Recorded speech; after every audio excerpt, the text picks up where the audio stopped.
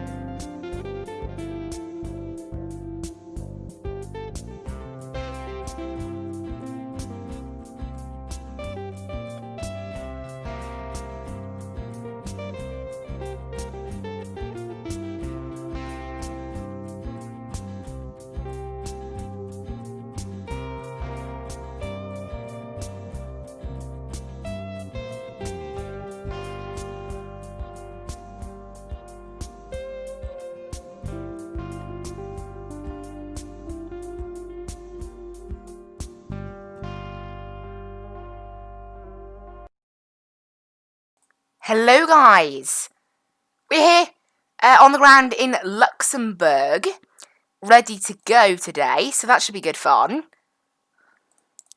Ready to go here in Luxembourg for our flight today. So here we are on the ground. Looks like the scenery might be slightly in the wrong place, but not too bad. It's actually some really nice scenery, this Luxembourg scenery. It's that's the terminal area over there. We're parked over at the cargo ramp, which is the sort of more remote place of this airport. Now there is a new apron actually over there, so I've got a few cargo stands missing in this sort of greenery patch you see here, but this bit of the airport's all correct anyway, so you know, you can't expect it to be exact. We have actually got a cargo Lux 747 on almost short final. That's the only traffic coming in or out of Luxembourg right now. It's a cargo Lux 747. Luxembourg is home to a lot of heavy aircraft. It's a pretty big European cargo hub, so it's a lovely plane, this, the PMDG 777. I will start off by saying that I absolutely love it. It's a bit of an interesting plane to fly, a little bit different to what you'd expect from a lot of planes, but it's really fun. Like, and also you have to start it in a long turnaround state. Is the best turnaround state to start it in, which does mean we need to align the IRSs. So before we do anything, we'll go ahead and connect it on both external powers. Yes, this thing is that power hungry, and we're going to get it's called an ADIRU on this plane, and I'll just make sure that we arm our emergency lights as well. But so this basically we need to go into the FMC down here, and it will tell us to put in an inertial position. We've also got 3 FMCs in this thing, which is pretty sweet. It's quite handy for the doors and things. So we'll just wait for it to to get the inertial position, and then I can start setting everything up. There we go. So we'll take our GPS position and put in that as our inertial position. And there you go, you can see now it's going to take us 9 minutes. It normally takes between 7 and 10 minutes to align. So 9 is a little bit high, but it does depend. There's the cargo Lux on final. We're parked at the gate. I've noticed that the plane's parked slightly wonky. I don't exactly know why, but it is. But anyway, we'll ignore that. So yeah, we do have to wait for the IRSs to align before obviously we can push back and things, but generally it's not too much of an issue. Just make sure the main deck cargo door is open. One thing you've got to take into account, you may think it's like bugged or something when GSX keeps saying, open your doors, open your doors, open your doors. The reason is, as you can see here, look how slow that door is. It's pretty unbelievable. Actually, I shouldn't have started GSX yet. Maybe. They owed cargo only for this plane. It does depend on how much cargo you have on board. There goes the cargo Lux. There's been a slight bug, I think, with the model matching. You can see it hasn't got gear. I'd imagine the gear is down in reality, or past the touchdown marks. Is that plane going to touch down or what? Oh, it's going around. Rip. Rip. Anyway, okay, that aside, let's go ahead and get the plane loaded up for today. We'll disarm the left door as well, and that can be opened for crew to come on board. So in terms of the cargo, the way it works on this plane, it will automatically layer it out. The only thing I have to put in is the 0 fuel weight, which today is, if I scroll down inside SimBrief, it is 216.6. We are quite heavy actually today. You know, it's probably one of the heaviest I've seen it. You can see there's 70%, not too bad. There is actually a slight ground weight issue. This will be sorted out once I've sorted out the fuel, because obviously it spawns in with a full tank. Obviously we're not taking a full tank, we're taking 20.8 on the fuel. Again, this thing is very hungry for fuel as well. It's only got 2 engines, like it's very similar to the Boeing 787. You've got to imagine this plane, it's like got the systems of a 787, but the automation level is sort of between the two. So there's 20.8, and you can see now our ground weight is no longer in that yellow. Obviously, if it is yellow, then that is an issue for us, but luckily it isn't. So this thing's gone to ground connections now, ready for departure later on. And now, again, this is probably my favourite bit about this. I've installed the SimBrief downloader. So you can see I've installed my SimBrief downloader. I've got it here. And it explains, basically, I can't show you all of it, but yeah, it basically explains, it'll basically download a company route automatically. And the reason you need a company route will be apparent here. So I enter in Luxembourg to Edinburgh, and then I click request. Oh, that's my mistake, sorry. I haven't actually put it in, I haven't exported it yet. Let's just do that now. It's been exported, so there we go. And now if I click request, boom, it's now going to look for the route from Luxembourg to there, and it'll put it in itself. And we get a perf init uplink, which tends to be wrong actually, so don't take it too literally.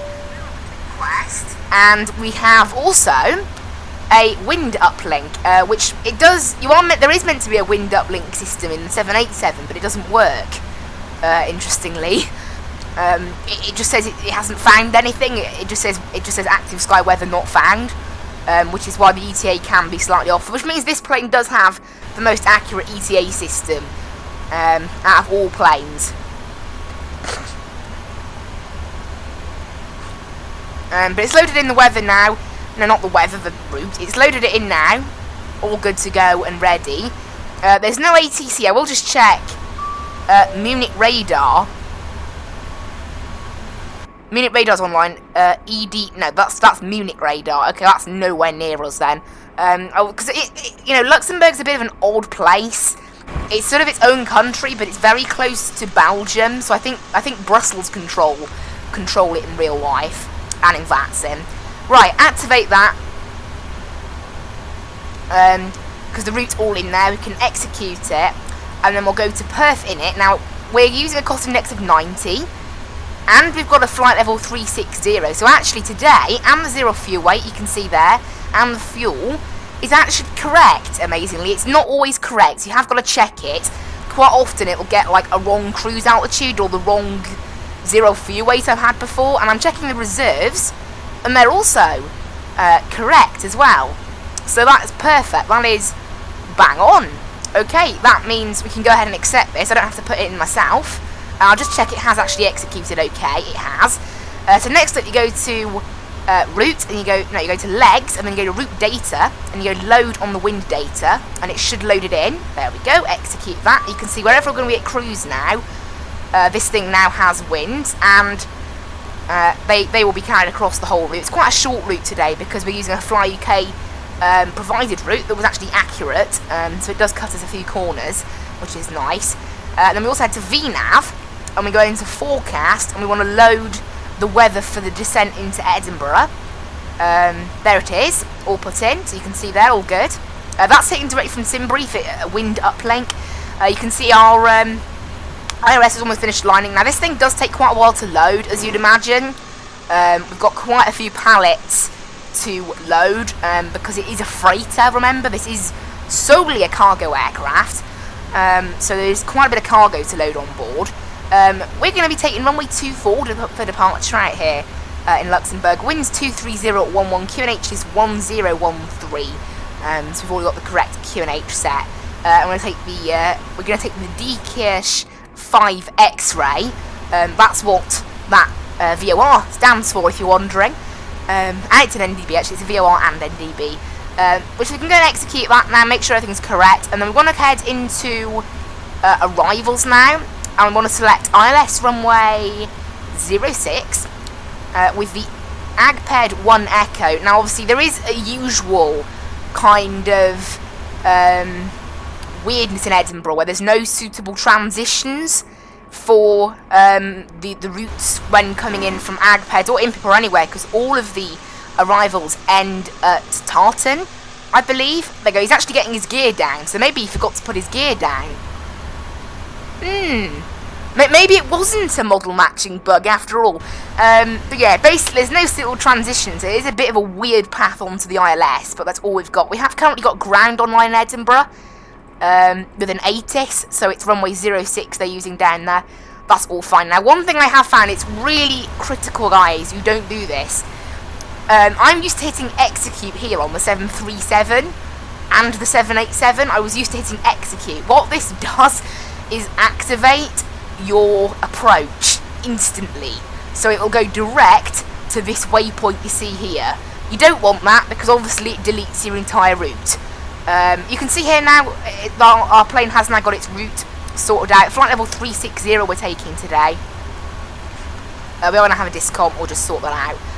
So yeah, and this thing is also a pretty quick descender and climber. It's very quick at climbing, this thing. I mean, you know, if it wants to, it can manage 5,000 feet per minute. And we are running a cost index of 90. Even though the cost index is out of 1,000, it is a pretty high cost index, that, on this plane. So that high cost index also kind of, I think, does change its climb statistics a little bit. But there we go. All good and ready to go then, so we're just going to go ahead. Actually, one thing I didn't do is a takeoff. There is no takeoff calculator on this plane.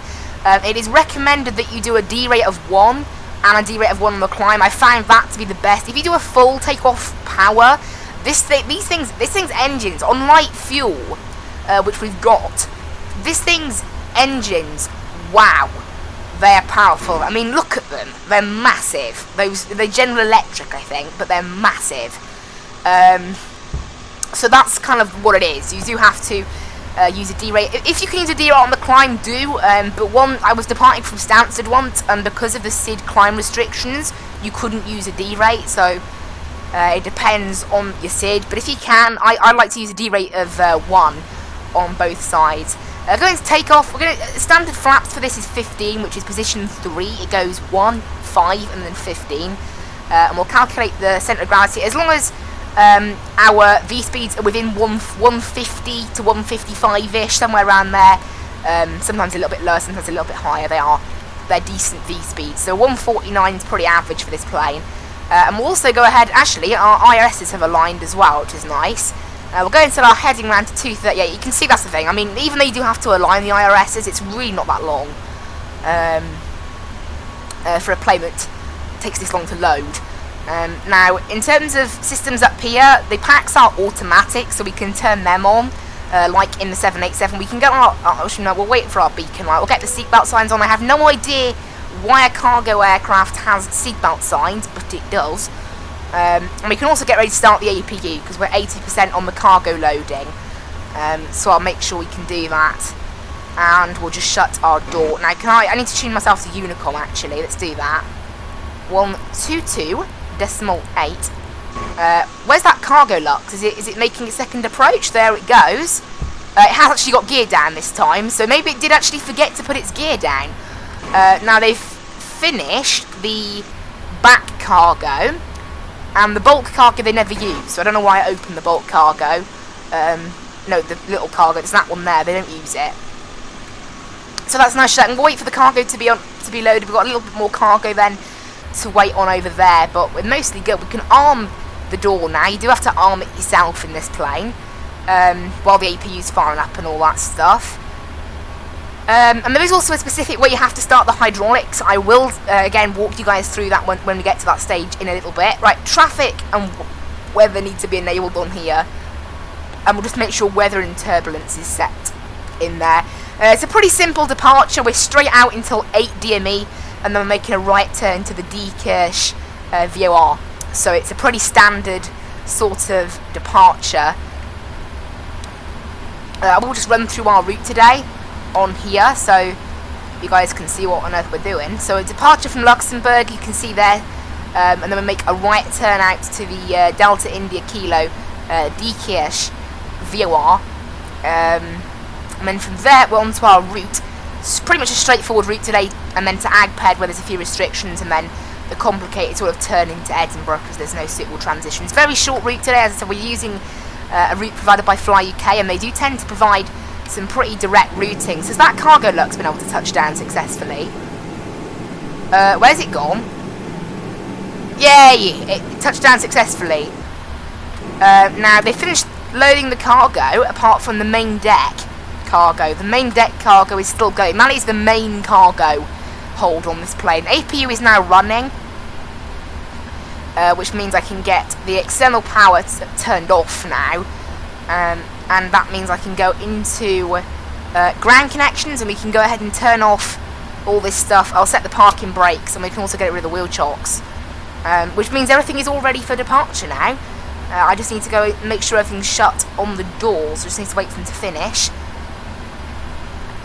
So I'll go ahead and request pushback and departure. We're going to be pushing back to the left, because we're over here at the cargo ramp. It's going to be a very short pushback. Now I'm going to have to caution, I don't know what that cargo Lux is doing.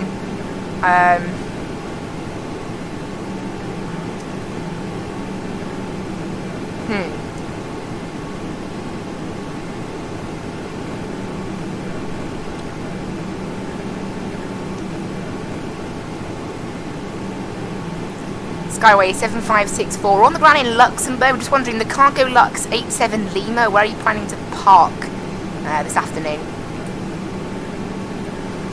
Zulu 3, please. Taxi and Alpha. Oh, they're planning the same thing as ours. I'm currently in 03. Cargo Lux 87 Lima, Luxembourg. Traffic getting ready to Golf. Taxi into Zulu. Luxembourg traffic. I just want to advise you, we're currently parked in gate Zulu 3, and we're going to be pushing back in around the next 5 minutes. So, don't know what you want to do about that. I'll be doing this in 5 minutes.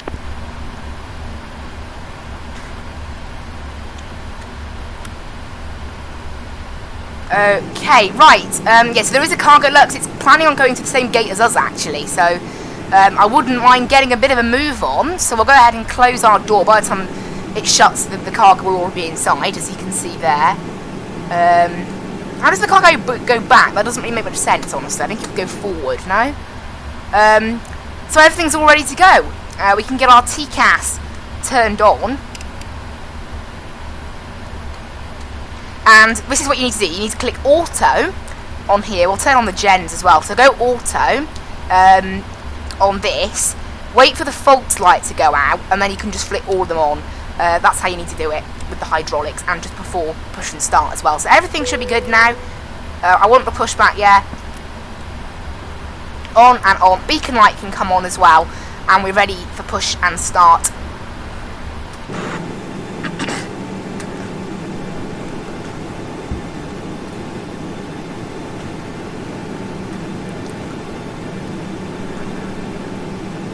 So there's no ATC for us, unfortunately, but there we go. We are ready for pushback. They're ready for pushback. APU's all fired up and everything's all ready to go up there. So I'm perfectly ready for pushback. This can go. There's no restrictions, so straight up to 36,000 here. It won't probably take us that long to reach it. This thing can climb pretty high. It can go up to 40,000, but it needs to be very light to do that. So it depends. We're actually very heavy, as you can see, a load level of 70%. So it depends on what you got. There's the cargo Lux making its way along, and we're ready to push back. So it hasn't actually taken us too long. I thought it might take us up to 45 minutes to get this thing set up with the IRS is having to align and things. It hasn't taken us too long though, which is decent, so we're actually pushing back about half hour early. Oh come on, really? I have to do a straight push back? Alright. Departure check completed, bypass pin inserted. Luxembourg traffic, Skyway 7564. We're pushing back from stand Zulu 3 now. Just going to advise, we're going to have to do a straight push back as that's the only thing GSX has given us. So Luxembourg traffic. Commencing push. Right, yeah, so a little bit unfortunate that we have to do a straight push back. I'd rather not.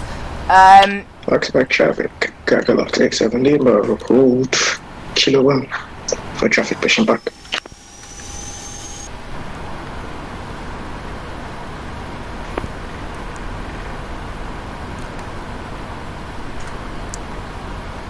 Okay, so the cargo Lux is going to be nice to us.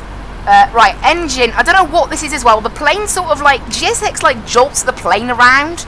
By the way, there's an auto start system, so you can just plug in fuel immediately. But yeah, the plane gets sort of jolted around by GSX. Now, I don't know why. It's a bit of a weird one, but that's what happens. Now, there are checklists on this aircraft that we can run through. It's a very weird mouse. I'm just going to warn you of that. If you get in this plane, it's a very odd mouse. Now, before start checklist, we just need to set the trim to 3.5, which I remember from earlier. Yeah, this plane sort of jolts around a little bit, so we can stop push back here. As you can see, I would have wanted to push back right, but for whatever reason, what on earth? What? Okay, for some reason GSX decided it'd be a good idea to push us back forwards for a moment then. I don't know what's up with GSX, they're being a little bit strange. Right, engines are all started and ready to go. And we need to set the trim, that's what it is. Right, trim to 3.5, we can follow it on here. There's, actually, yeah, there is 3.5 on the trim. Parking brakes are set, there we go. I think I need to turn them off and on again so GSX knew I started them. GSX is a bit weird with this airport then, obviously. Oh, right, forget it. Abort pushback by GSX, you're being weird. It's telling me to, honestly, there's a slight bug there, obviously. It's telling me to set my parking brakes, and as you guys just saw, they're already set. Luxembourg traffic holding Kilo 1, waiting. Skyway.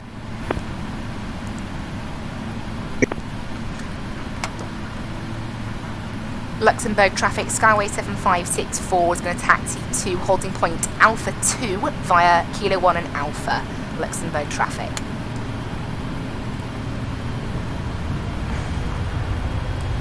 Hello in the chat, hope you're enjoying the stream. Hurry up, mate.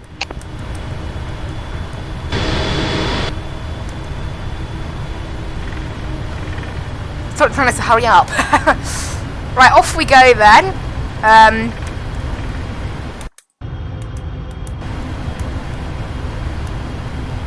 And there we go. That was perfect timing. That was interesting, wasn't it? Luxembourg traffic taxing to the Papa 7 apron via Kilo 1 to Zulu 2. Right, where we go then? Taxiing up to holding point Alpha 2 now. And we're going to be making our way up for departure. Right, landing lights can come on and runway turn-offs can come on and the taxi lights can come off. Strobe lights, we also want them on. And we're all ready for departure, so let's just go ahead and make sure this thing's slowed down enough. It is a very quick plane, this, when it gets to taxiing, you know, because it needs quite a bit of thrust to get it moving, but after that it doesn't need much. Right, taxiing up to the runway, then we've got nothing on final, nothing even approaching or anything really, now that Cargo Lux has landed, so that's the only thing even concerned with Luxembourg. Right, making a right turn now. Ready for departure. We're all good to go then. So just do a quick check of the checklist. I did the before taxi. Oh, that's my own fault. Rip. I need to set the flaps to 15. They will take a moment to set. Oh, another Cargo Lux has just spawned in as well.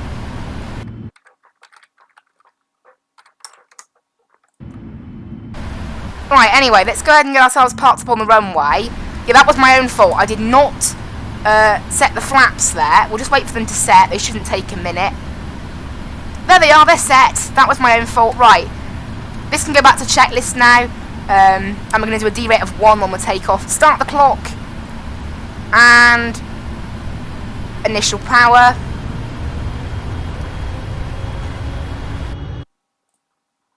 I'm just unpinning the charts from Luxembourg, and take off. All right, away we go. We've set power. This thing does actually make like sort of bumping sounds, like it's going along the terrain. Airspeed's live. It's a very nice plane, this, I've got to say. Very, very nice. Any knots? Excellent traffic.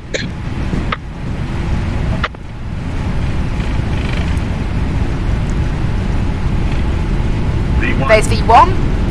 Rotate. I don't know what happened to RAAS Professional. It wasn't working, even though this is the plane it's meant to be working with. I didn't hear it, although apparently it is turned on, so I don't know what's going on there. Right, we're in the air, positive rate gear up, and now immediately after departure we do flaps 5. This thing climbs like an absolute crazy thing. It's nuts. We're already doing 5,000 feet per minute. I don't know why, but it's a pretty nuts plane, this. So we've gone flaps 1 right after departure. Yeah, this thing's initial climb is scary almost. It's a pretty mad climb. And actually I need to enable ANAV and VNAV. That was my own fault. Forgot to do that too. And everything's all ready now. We just need to start... Well, is the plane going to start pitching down now? There we go. So you can see it does a very quick initial climb. Then once we've climbed like 3,000 feet, because Luxembourg's a pretty high up airport, you've got to remember that. We've already passed transition altitude, so standard. But yeah, this thing is nuts when it comes to climbing. So we'll pitch it down, and this is with a D rate, remember. We're even using a D rate, so... but now this thing is pitching down a lot. Now. To help gain its airspeed. There's our view. No winglets, obviously, on the 777. Right, we're pitching it down, and... Finally, speed is starting to rise. Yeah, this thing does a really crazy initial sort of... I think the initial climb was a little bit more than normal because I forgot to enable VNAV, but it's still pretty nuts. And flaps in at 210-ish knots, somewhere around there. Now, the auto throttle on this thing, I found generally it's better not to touch it. Autopilot can actually be armed now. I didn't turn off the APU. That's another... I'm really off it today, aren't I? I'm not turned on. And I just want to check as well that RAAS Professional is actually working. Yeah, it's turned on, but I didn't hear it. Okay. Alright, we're climbing up to 250 knots now. We're almost at 10,000 feet, honestly. There's 8 miles out from Luxembourg, 8 DME. We're going to make a right turn now. Out to the Diekirch VOR from here. This thing can get a bit caught up on the steep climbs. It's not great at them. We want to go direct to the Diekirch, by the way, because of the route it planned originally is slightly off. Now we've reached 250 knots, this thing is going to start to pitch up again. The auto brakes automatically disarm on this plane, like in the 787.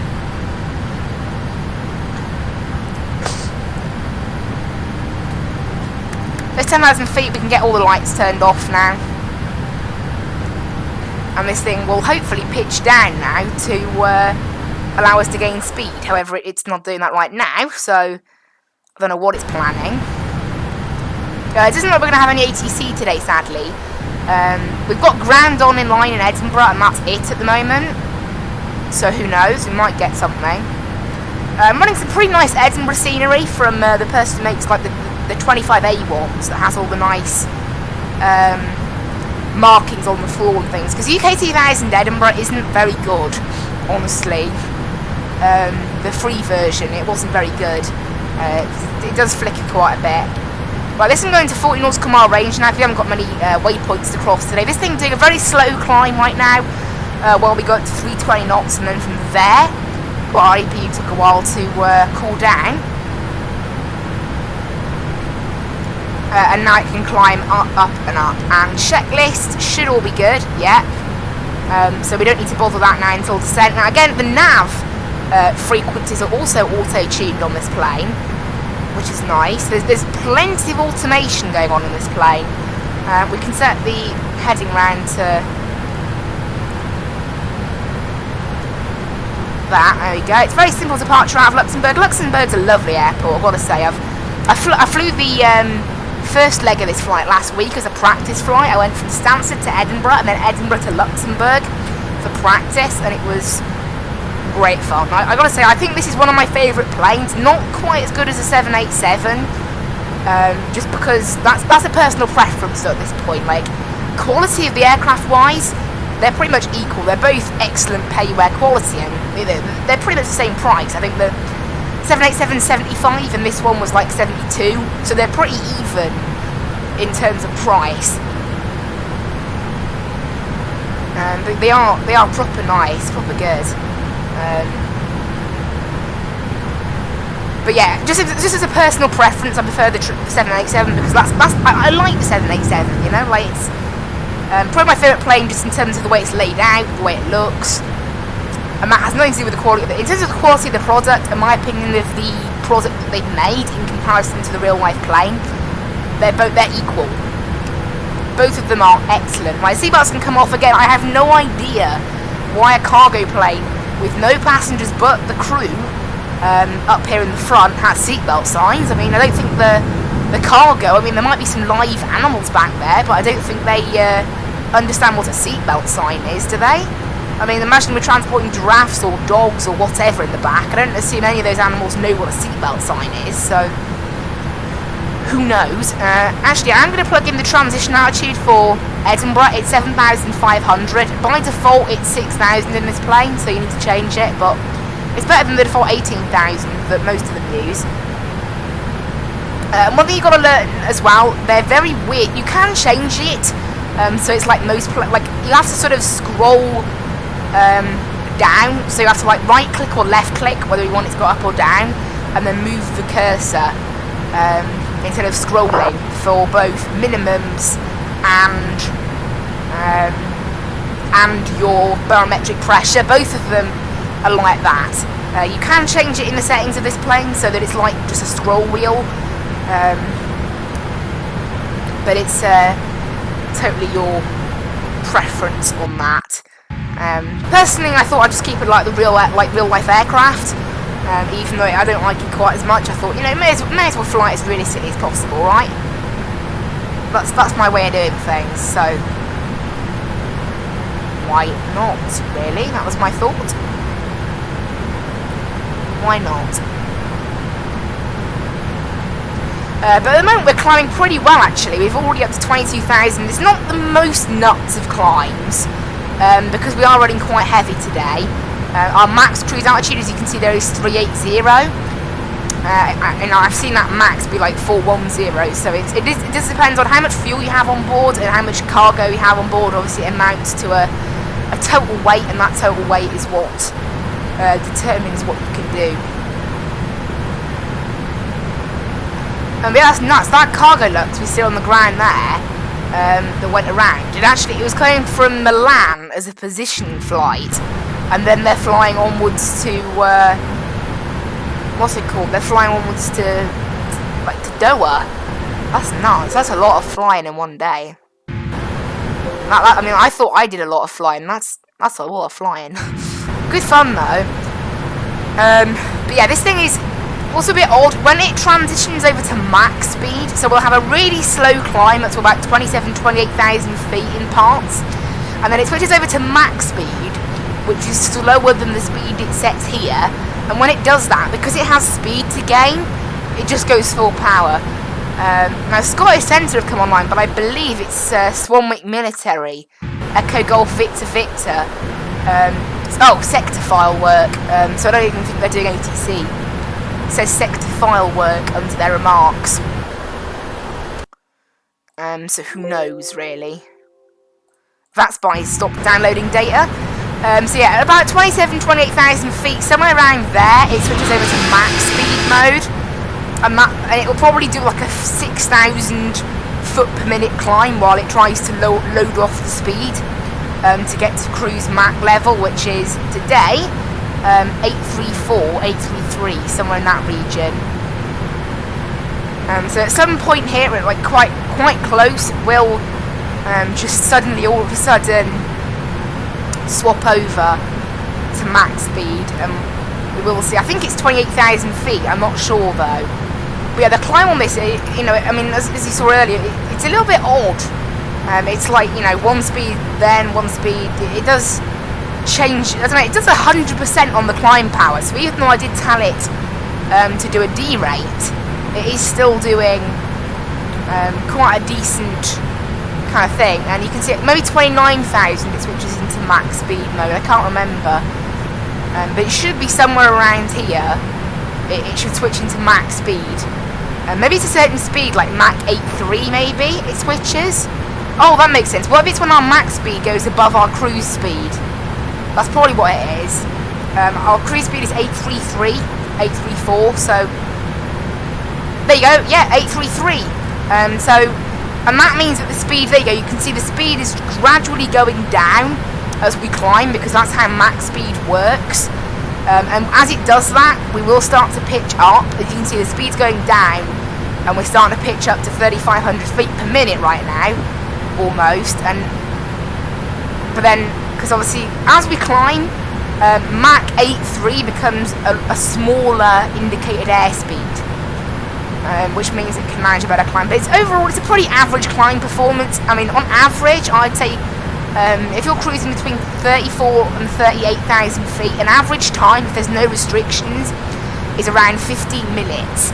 And you can see there, we're coming up on 12 minutes now, pretty much, I think, from Luxembourg, and we're not quite there. So it is quite a quick climber, but it's not anything mad.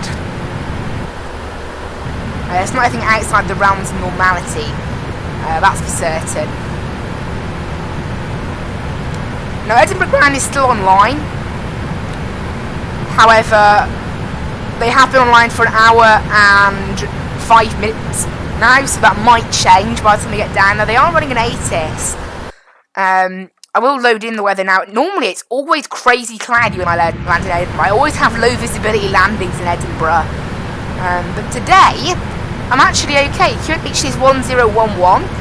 It's only 14 degrees, but the important part, no clouds whatsoever. Wind 030 at 6 knots. It's a very nice, calm, sunny day over in Edinburgh, which I think is rather nice. Very nice weather.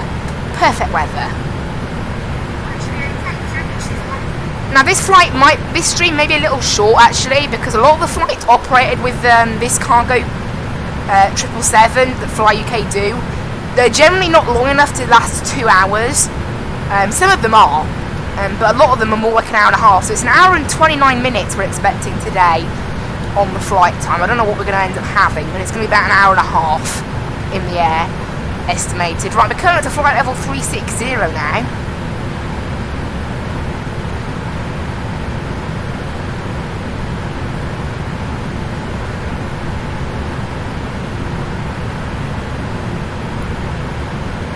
So there we go, and we're at cruise, and we're probably going to be here for quite some time, I think. There is a restriction in Edinburgh that might mean a slightly early descent. We've got to be at flight level 260 at Agped. I don't really like, Edinburgh when it comes to the approach into the airport, because of the lack of transitions and the weird restrictions. Last time I flew into Edinburgh with this plane, I couldn't actually match the restriction at Tartan of 7,000, because this thing, it's hard work to slow down. It's also hard work to descend. It picks quite a steep descent path that it can't really follow sometimes. It's something you'll be watchful of. But overall, yeah, Edinburgh's not one of my favourite airports around the world. I don't like its layout with approaches and things. And that's just, again, a personal thing, really. I just don't like it that much. But some airports I love. I love how Dubai works. I think Dubai is one of my favourites for the layout. It's just so, it's so well thought out. Like, everything's all got a proper thing. Yeah, and apparently it is Swannick military control. So I don't think they're doing ACC. It just says sector file work on their remarks. So I don't think there's any ACC at all. it's actually, at the moment, there's 2 planes currently on the ground in Luxembourg. One heading to Glasgow Prestwick, which is the small airport. I think it's the small one. Anyway, Prestwick is the small one. But that's probably, again, the main cargo one. Because cargo is like that. It doesn't tend to fly into massive airports. That's not typical of cargo. We've got a... Again, this is a slight bug. Until we start descending, it will say that this is our runway. So you have to look at the charts to find the runway length. Don't believe what you see there. Because it is wrong. So, the runway length in Edinburgh, I believe, is about 9,000 feet. If I'm correct. 8,400, yeah. Nothing's changed since I last flew into Edinburgh. There hasn't actually been a new air rack. So, that's all fine. There hasn't been a new air rack since I last flown in. It's only been about a week and a bit since I last flew into Edinburgh, so it's not been too long. And, yeah, so airport again, and then you land, and the taxi procedures are a bit odd in a cargo plane. You don't taxi to the terminal like you'd normally imagine. We're probably going to take TAMS 210 to 212. Anywhere from stands 200 to 212 are cargo aprons, but the 210 to 212 are large. Last time I landed there, I parked at stand 204, and believe me, it was too small for a 777, so I will be sorting that out. Now, the frequency is going to be pre-tuned by the plane, but the minimums won't be. So we're going to do the minimums now, because we're at cruise. Minimums are going to be 310, so... There we go. I need to take a little break from talking. I'm talking too much.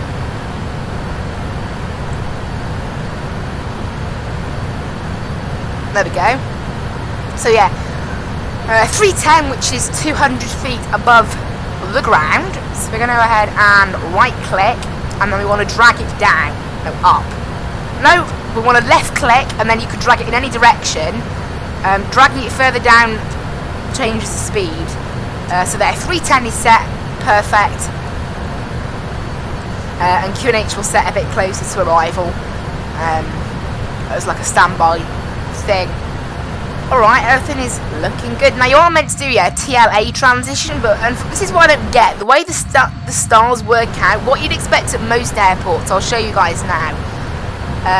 What you would expect at the average airport is for, say this is our Tartan, yeah? Tartan, that's where we end up on our star. What you'd expect from there is a transition from Tartan to the airport. Maybe something like that. But what the chart says, there's only 2 transitions. Either go via the Edinburgh NDB, which doesn't fit the star, because otherwise the star would end up there. Or if the star ended up at TLA, that's where it would start. The star doesn't end in either of those places. Generally, you go star, transition, approach. That's generally how it works. But that doesn't happen. At Edinburgh, it goes star, because you can see, look, that's where our route ends, that's where our approach starts. It doesn't make any sense. And all the stars at Edinburgh are like that. They all end at Tartan. So we've got a choice of UW, which is circling around the airport, so that doesn't link up, or TLA, which is nowhere near it. So in real life, I think what they do is probably get you to go to that initial waypoint, which is actually not a waypoint. It's Haven for us, but it's not a waypoint on the other star. And then from Haven, you'd probably go direct to TLA. But it's a bit odd, if you know what I mean. Like, that's not how most airports work. So it's interesting. That's for certain, but there we go. I can get rid of the charts now. But yeah, it's a bit of a weird one, the procedures in Edinburgh. But the way I do it, I basically just do no transition, and it's okay, because there is quite a large final, so maybe it is made for that. There is a very large, between intercepts and the ILS, look, you can see here there's, what, 12 miles? That's quite long ILS. And I reckon if you had ATC, they'd probably give you vectors, but like, Scottish Control or like Eurocontrol, they're never online, ever. It's so rare to get them online. Unfortunately, Edinburgh Ground have actually come offline now, so it's not looking like we're going to get any ATC today. There's nothing approaching Edinburgh, I don't believe. Oh, there is a bit. There is a plane incoming, Ryanair 1 Zulu Juliet from Alicante, but it's currently 45 minutes behind us, and a Chan X9 Golf from Palmer, but that's just about to touch down. So yeah, so the only, we're going to have Edinburgh Airport to ourselves basically. Everything's all looking good. We've got nothing to really check now. We can just chill out now for the remaining 40 minutes now at cruise. We've got pretty much a crosswind by the looks of it. We're estimating ground distance versus air distance, a headwind of 16 miles, so quite a small headwind. It's not a very long flight this really. It was like 500. Hello in the chat.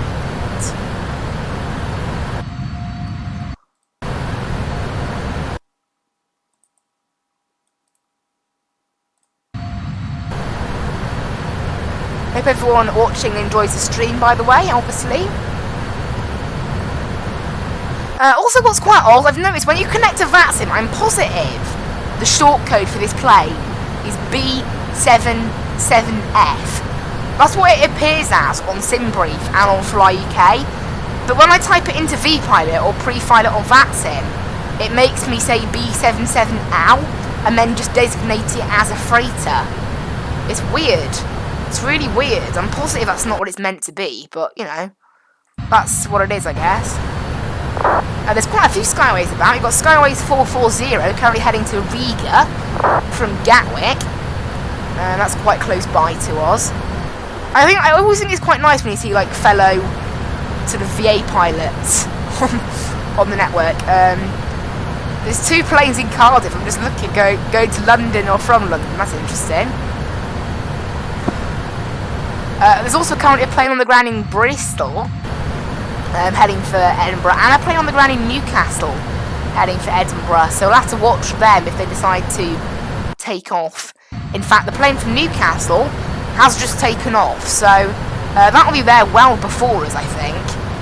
Saying that, it's a Cessna 172, flying VFR direct. So I don't know. It's 80 miles. That's going to take what, a Cessna maybe. It could take it as much of an hour. It's a very slow plane, the Cessna 172. Obviously, we get priority as a 777, but I have got to watch out for that. Obviously, wake turbulence and all the rest of it. 100 miles from next waypoint.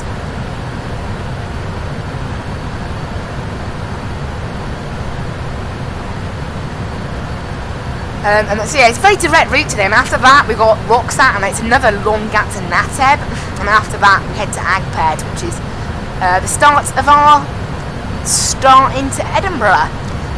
And then obviously we need to make 260 and then 250 knots at Haven, and 230 knots at Tartan, and 7,000. It's that 7,000 restriction that this thing fails to comply with last time, even on. You can't slow this thing down and do such a high descent rate, but, that's how it works in Edinburgh. You have to try and do that. Because obviously it's a very heavy plane, this, you've got to remember, so slowing it down is a pain. That's one quite important thing to know. I mean, this thing is even heavier than the 787. I think its takeoff weight is a lot higher. And you can say it's longer than the 787, I think, than a Dash 8 at least. And look at it, it's just those engines, they're massive. They are pretty large engines. We've currently been in the air just 25 minutes, so not that long.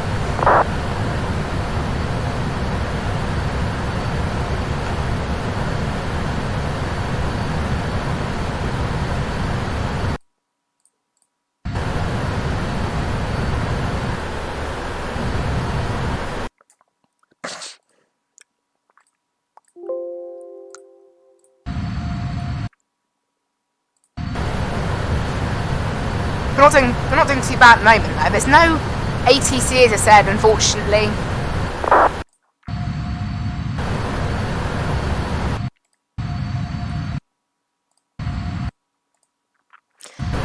Now, yes, Swanick Military Controller online. I don't exactly know what they do.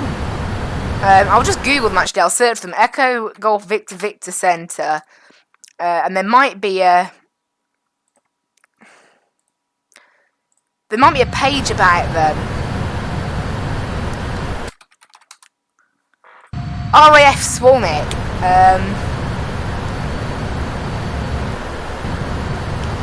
Anything about Vatsim UK?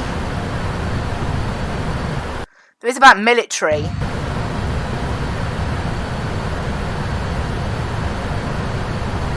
Yeah, it only provides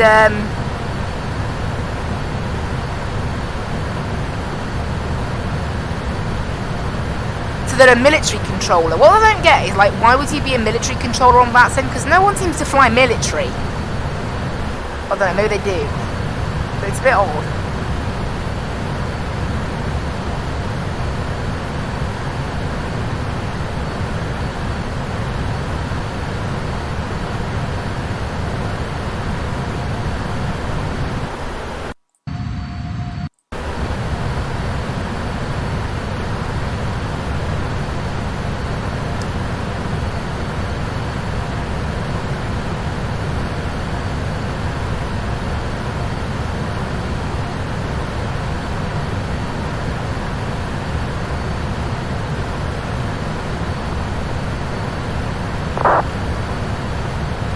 But yeah, there is currently a plane on the ground in Luxembourg then, Cargo Lux 37 Bravo, currently going to, it's going to Glasgow.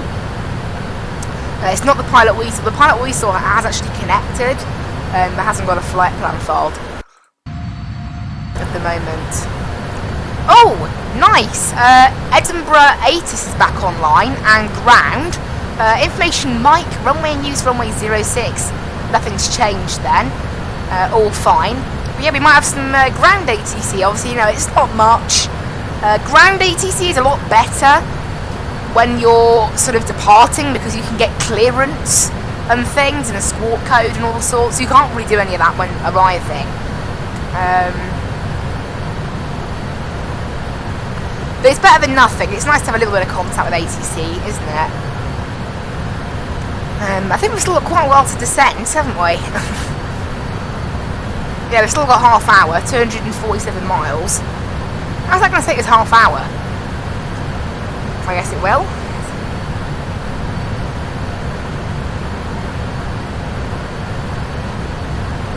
But yeah, it would be nice to have some ATC, but, you know,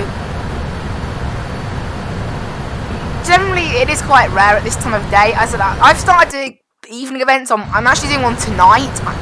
I'm taking part in the Dublin event. Maybe we should have been flying around Italy for once. Italy's like rammed with ATC. Milano Control and Roma Control are online, and Munich Control. And Munich, there's no event going on there. But for some reason, I don't think there is an event. But for whatever reason, it's just... yeah, there's no event going on. It's just... for some reason, been lit up like mad. Like they've got... delivery, ground, tower, approach, centre. But there's no event. None. No event. Crazy.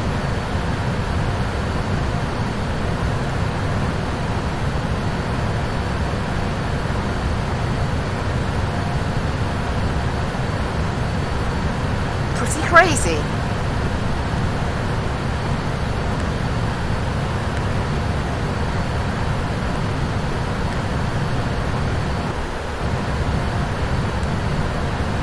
We've just passed, we're over the sea now, the North Sea.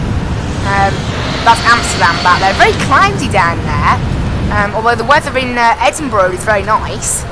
We should get some new weather through for Edinburgh in the next 5 minutes, I think. But yeah, weather down in Edinburgh is very nice.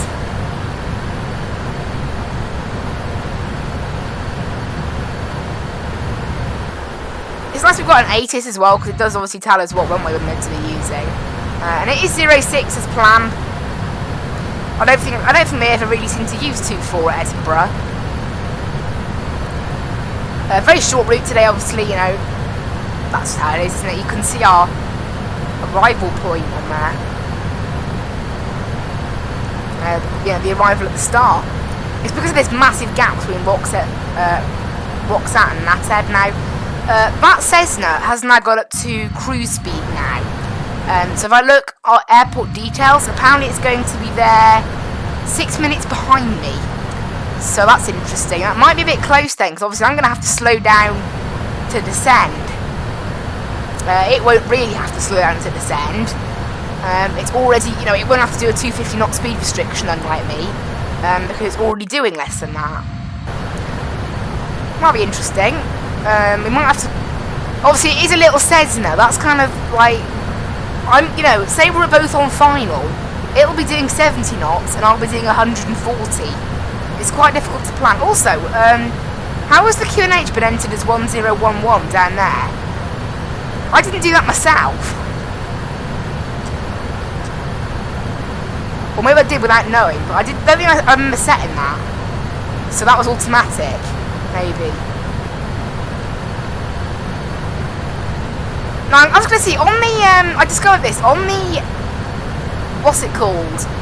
On the Quality Wing 787, you can actually request an ATIS in the air, and it works. You go to company. It doesn't work. Shame. Yeah, you can basically go onto here and request an ATIS from Vatsim, and it works. In this, there is like a fake position report that's modelled, but it is just that. It doesn't work. It's just meant for realism purposes. That's a shame. You can't request. Yeah, there's nothing here. FMC comms. It doesn't show anything, and then obviously comms on here. That does absolutely nothing. Unfortunately, it's just obviously there for show purposes because you can't click on it. Oh well. It'd be nice if you could do that.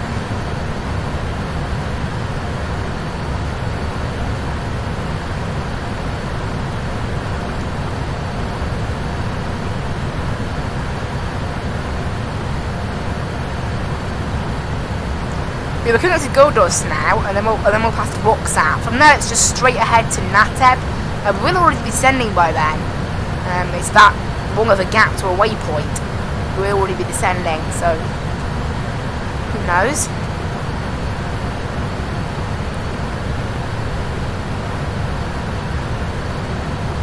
Descent's looking pretty average, even despite the restrictions. It's looking like we're descending 124. About 124 miles out, 123 from Edinburgh, which is pretty average for 36,000 feet in this plane. This plane is a very quick descender. It's quicker than the 787 or something like that. That's for certain.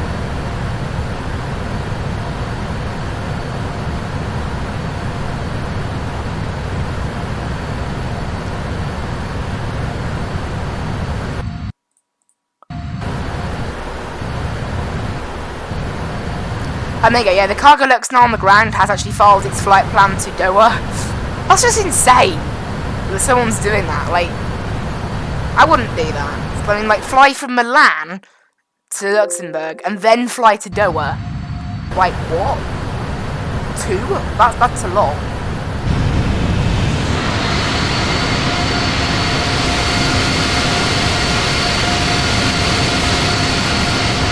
I think the plane looks quite nice. Actually, you know what? I haven't done that with you guys. I haven't actually shown you guys around the outside of this thing. So you've got, obviously, a nice little bit of just pallet space in here. You can see a few pallets back there. I don't think those were loaded by GSX. I think they're just little models.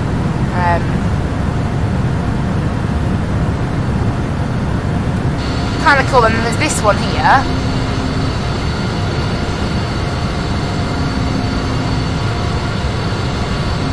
This is one of my favourite view out of all of them, the porthole one, and you've got this one here as well, where you can see all the pallets. Look at that. And then you've got the back sort of area. And then back by the stabilisers as well. Look at that massive wing. Fly UK Cargo hasn't actually got a new livery, unlike the rest of the fleet. It's a massive plane, this. I forget, when you're sort of going along, you forget how big it is. Now, one thing, this plane doesn't come with a memory counter, and the 787 does, but FSDYPC, luckily the free version of it, does actually come with a system to what's it called? View how much virtual memory you have left, because obviously we only have 4 gig of it in this flight sim, being 32-bit, and On long flights it is needed. If you run out of memory, then the game may crash. Obviously, you don't want an out of memory error, so, you know, obviously if you see it running out of memory, save it, then load back in, and all should be okay. However, from experience, I have done, I've probably done, what, two events to the binder, and I've done 3 long events in total. It does take quite a bit to run out of virtual memory space, and also from looking at the counter, this thing actually uses less memory than the quality wings as well. I mean, according to this, I had 1.9 gig left, which means it was using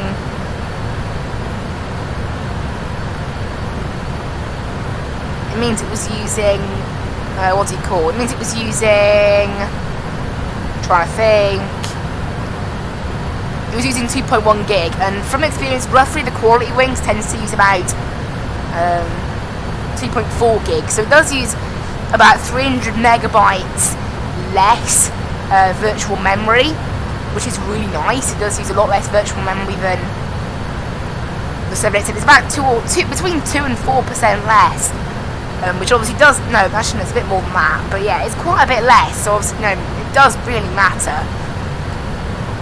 in a high memory situation. But I said, from my experience, the memory's enough to last probably an 8-hour flight, 9-hour flight maximum.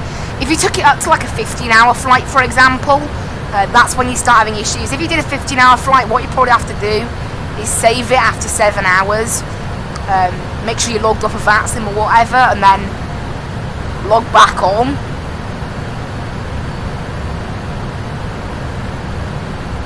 And start the game again, and then you'll probably be good. Right, I'm just going to go ahead and set the heading round. Or even then, it would be pretty good. As long as you're not flying to big airports as well. I mean, so people say it doesn't delete memory. It does. It deletes the memory of airports and of planes that load in, but the terrain it doesn't delete. But the terrain takes up a very small level of memory, so it'll only go up by 1% every maybe 3 to 5 hours. So let's say 3 hours. Every 2 to 3 hours, it'll probably go up 1%. So even then, actually, you probably could do an 18-hour flight and get away with it. I wouldn't want to do it, but yeah. Heading is set round now to the sort of to 300. We've got 285 miles left to run to Edinburgh now, so not too far. We're descending in around about 20 minutes, so it's gone pretty quick, this flight. Obviously, yeah, we have got ground online now. Swanwick Military Control does control Scottish control. They do cover Scottish control, however, I believe they only do military planes. I'm guessing they've just done it, yeah, because he said sector file work. So I'm guessing he's maybe not doing, he's just logged on to the Vatsim network to do some work rather than ATC, and he's just logged on as that sector, probably with no means of controlling. Okay, we've got 180 nautical miles to Nateb, so we're descending about 25 miles short of Nateb. And you can see on here, look, there's our third FMC. And actually, while we're up here, I'll show you guys some of the settings that you can use. So you can see Shuttle 7 long turnaround state I use. It's very similar to a cold and dark state, only that the power is on the aircraft. Everything else about it is pretty much cold and dark, apart from little things like the window heats and things, but the majority of it is like cold and dark, particularly things like the IRS are not aligned. But there's quite a bit you can do in this plane. Actually, I'll bring it up so I don't have to move the camera like that, it's quite uncomfortable. So you've got things like this, you know, little settings. Oh, where? So I'd leave a lot of this default. What's that? Climb derate washout altitude. When it stops using its derate. company speed 300 knots. So this is all stuff to do with Fly UK and things that are linked with the AI. No, not the AI, the delivery. So you can see you got like takeoff thrust, D rates and things. And then things like this, it's just little settings. And then standby instruments and all the rest of it. And obviously these are all little things you can do, like GPWS callouts. I tick them myself. I like them all to be turned on personally. One thing I recommend you really do with this, I did my first flight and I landed in Edinburgh, disconnected the autopilot, and the autopilot siren couldn't be turned off. This is a setting. I don't know why it's a setting. Make sure, please, it says yes. Otherwise, you will have a siren blaring at you whenever the autopilot is turned off after landing, and it will not stop. So make sure that's selected as a yes. And then you've got little things like alternate lists you can uplink, and cost index, like company cost index. Obviously, that's been put in by Fly UK. That's helped when doing the perf init uplinks, things like that. So it's all, it's a very cool little aircraft. You've got lots you can do with it. And you can also do failures and things. You can do random, you can do all sorts, but for personally I like to leave it. Oh, there's maintenance alert. Next service in 250 hours. Does that go down? I don't know, because obviously sometimes it like saves the progress of a plane in your sim. I don't know. I'm leaving that. But yeah, pretty cool.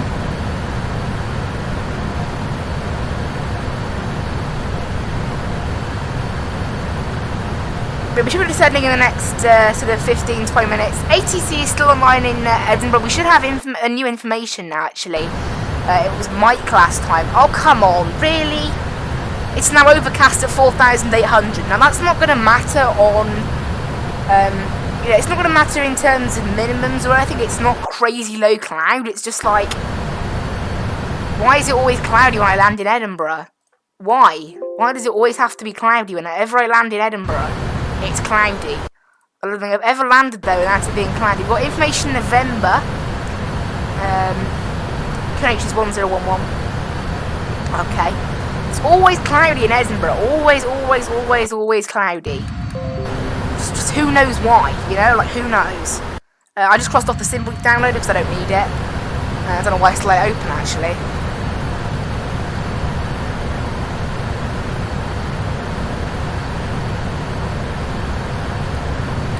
Got a little bit of weather appearing on there, and just going to watch the Cessna. Currently it's going to be in Edinburgh 4 minutes behind us, so that's very close. So I'll definitely be reporting on Edinburgh traffic on Unicorn when we start our descent.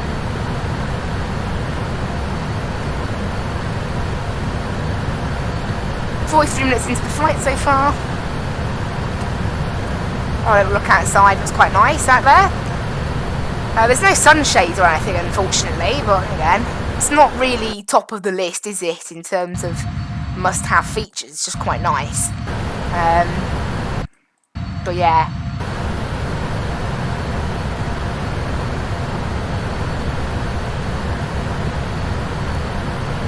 Yeah, not bad.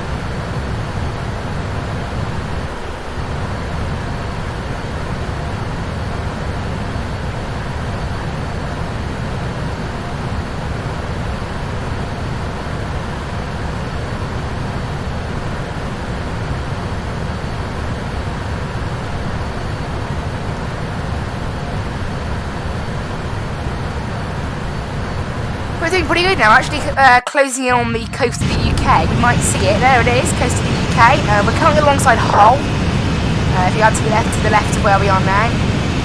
And then we're heading over direct over Sunderland, Newcastle, and then descending over into Edinburgh.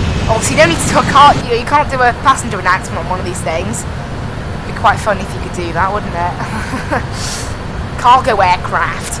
It is almost weird though, you don't really think about it, but yeah, You think about it more when you have to park at airports. That's the biggest difference. Instead of just, you know, instantly thinking, right, taxi to the terminal, you've got to park somewhere else. Normally cargo stands are quite far away from everything else. And there are specialised airports for them, so yeah, it's very interesting flying cargo. It's a little bit different, but yeah, again, you don't really know. It's not really different until you sort of get to the airport. I mean, I've never actually flown the passenger version of the 777. The first time flying the passenger version is going to be on on Saturday. No, Sunday. On Sunday we're flying from Heathrow down to Barcelona, which should be good fun, in a Fly UK 777. And we're doing some more cargo. As you guys may have noticed, I finished off in Heathrow last week. We're gonna have a little, today and Saturday's stream, we are having a little break from the whole arrive at one airport, take off from another. The reason being, I want to try out some cargo flights. We're doing obviously Luxembourg to Edinburgh today, and we're doing Amsterdam down to Verona on Saturday. Next week we're going to have a bit of an interesting week actually. We're going to be sampling a few different planes. We're going to be taking the A320 out once. We're going to be taking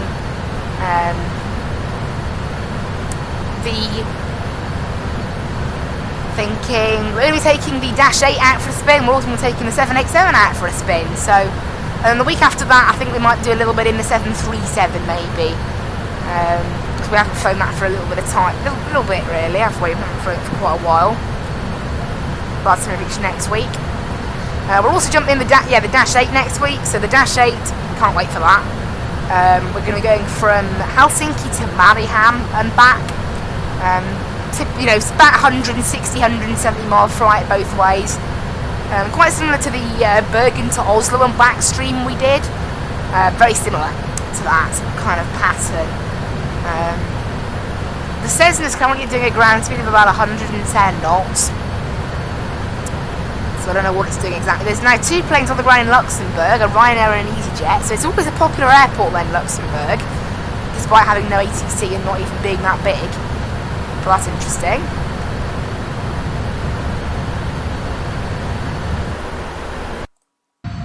So I'm very interested in that Cessna, about what it's doing. It's going to be there 4 minutes before us, after us. 4 minutes after us, apparently. So, I don't know what exactly it's going to be doing.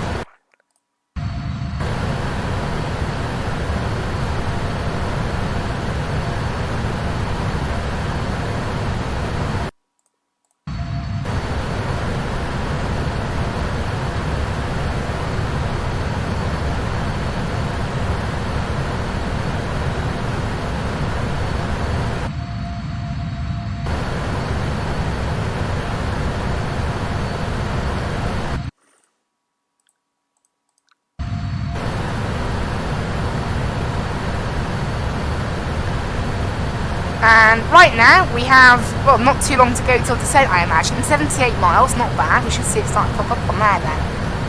Landing speed is set in there. And you can see now we're getting a bit closer to Edinburgh. It does actually know we're landing in Edinburgh now rather than Luxembourg, like it said before. Maybe when it transitioned over to that then, it set the QNH automatically. Because this plane does have the ability to read active sky. So maybe.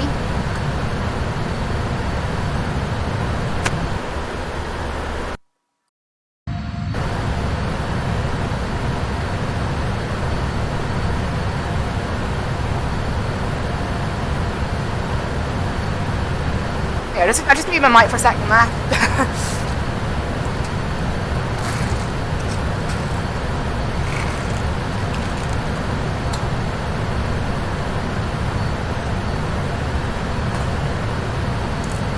I've got some sweets to be here, a little bit of chili or something, alright.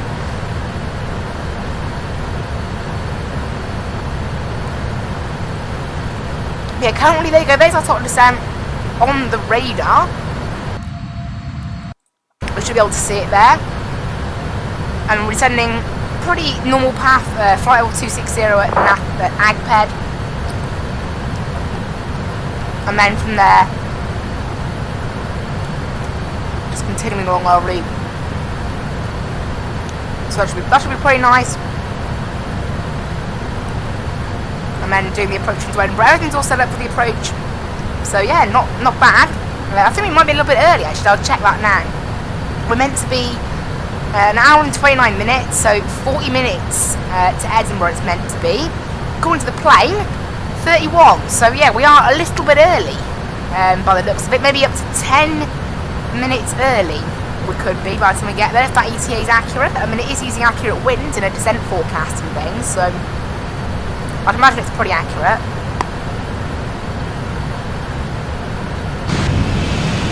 Should I fly by? I haven't done with them yet. Quite a loud plane. It looks really nice though, I've got to say.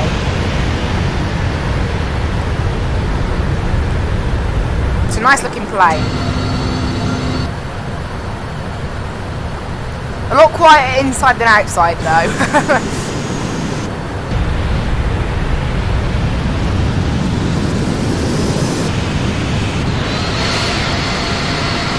Pretty nice looking plane. Ground is still online in Edinburgh. That's nice. I'll request controller info to see if it knows what time they're going to be logging off. It doesn't know.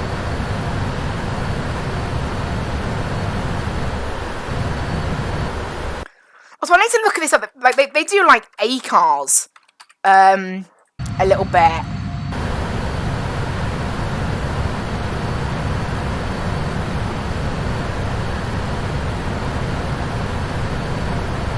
I don't know how they do this, but they have like a little, they're able to do A cars and things, which is really cool.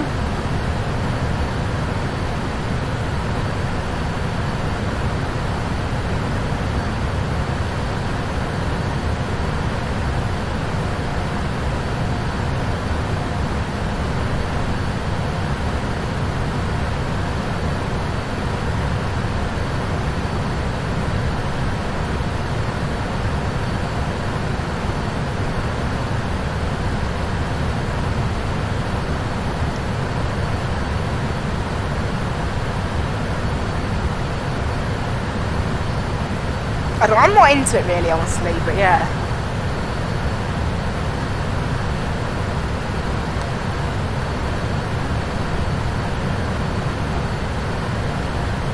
Kind of cool though.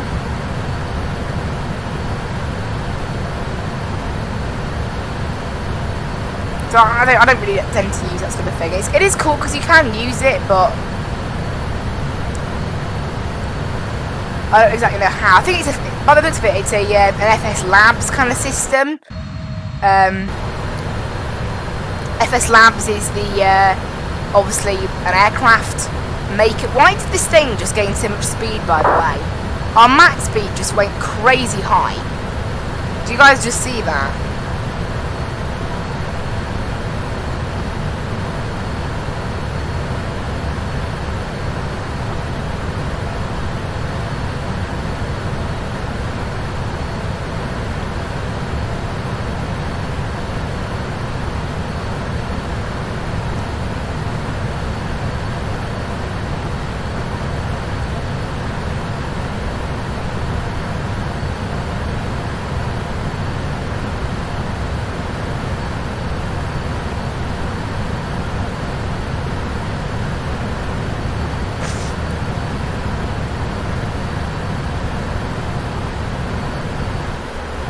Who knows? I don't know. Yeah, A-cars isn't really much of a thing. One person did say you can use private chat. I was wondering about A-cars on Vatsim. You can use that. You can use, what do you call it? Private chat to get clearance and things. But yeah.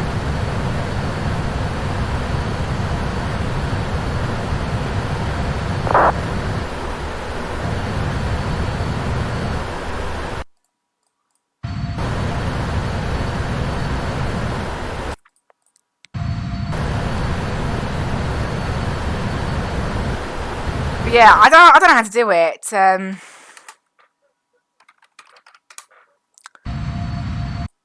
don't know what the scene. I don't really know what the software is you need.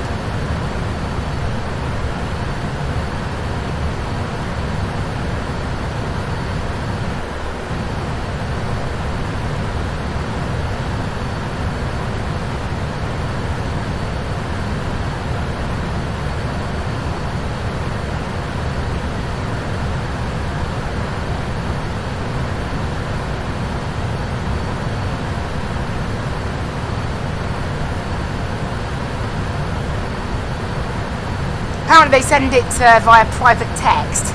Yeah. I don't know. It's a bit one of those things, isn't it? But anyway. We're going to be descending about 20 miles now, so I can go ahead and turn this down to... We'll go 2.6... Actually, let's go 7,000 by tartan.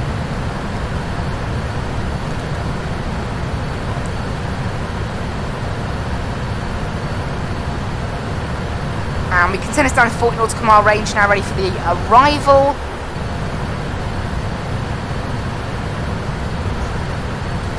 Yeah, there we go. Time to start our descent. Yeah, I will have to look into doing A-card systems on Vatsim because it would be handy because sometimes you do have some busy frequencies and it can be handy to do that. So I'll have to look into it. But anyway, yes, starting our descent shortly then.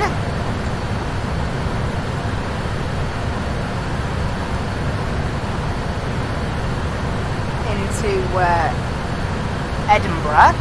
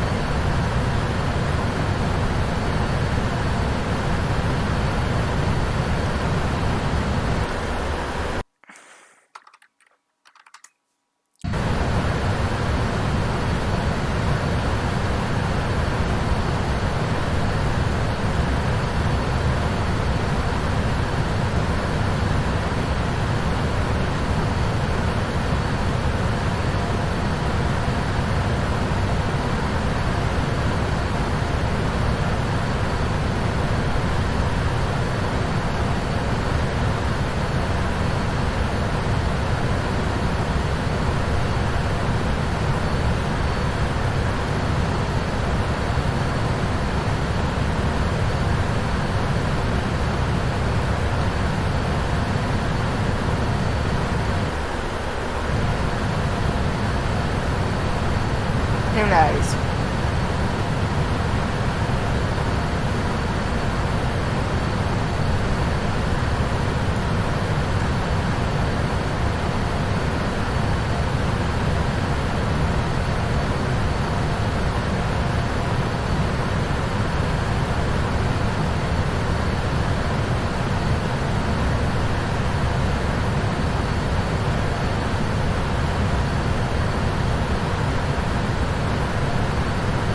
No, I'm not going to bother, honestly, with that.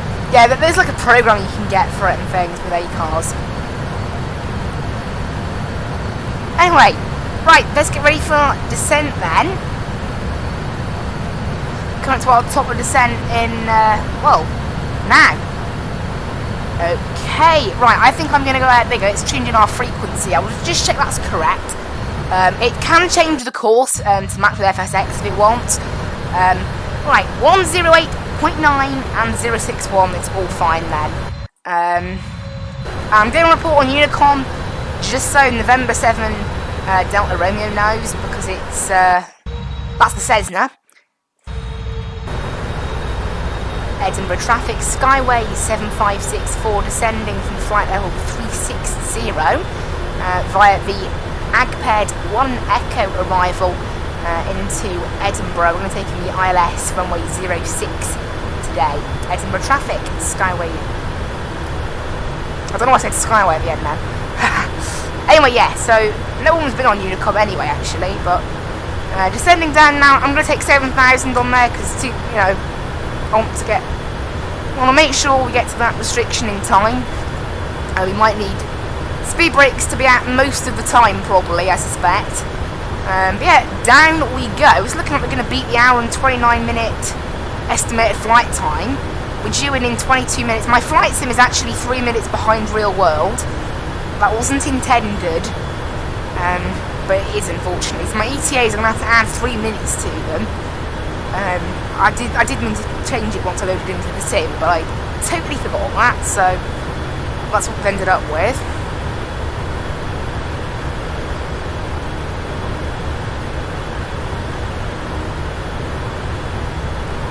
I would like to find out how on earth you do A-cars, though. I'll have to look up.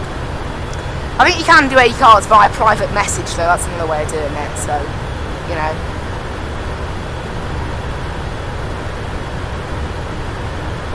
But yeah, so we've dropped 4,000 feet already. Pretty quick at descending this plane as well. However, I think it might do a bit of a slow descent down to 260, and then from there we'll start to pick it up, maybe. I think that's what we're going to do today. London South Centre just came online. Obviously, you know, even if they'd come online early, we have passed through South airspace all day.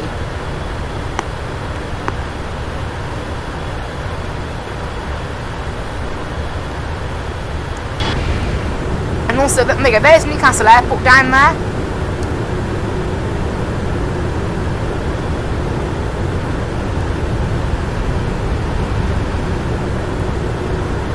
You can see that as in Newcastle, but obviously, even though we are within Scottish control and Swanwick military are online, I'm guessing they're not controlling anybody then.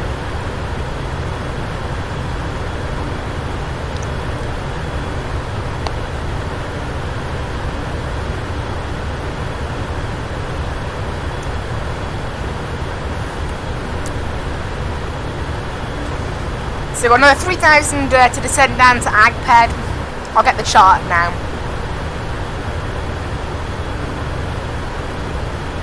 You can see the purple arrow of my plane inbound Agped on the chart. Over Newcastle. Yeah, I don't know what, I think, honestly, I do think that Cessna will be there before us. It's currently doing 136 knots as well. But I'm pretty sure the Cessna will be there before us, you know.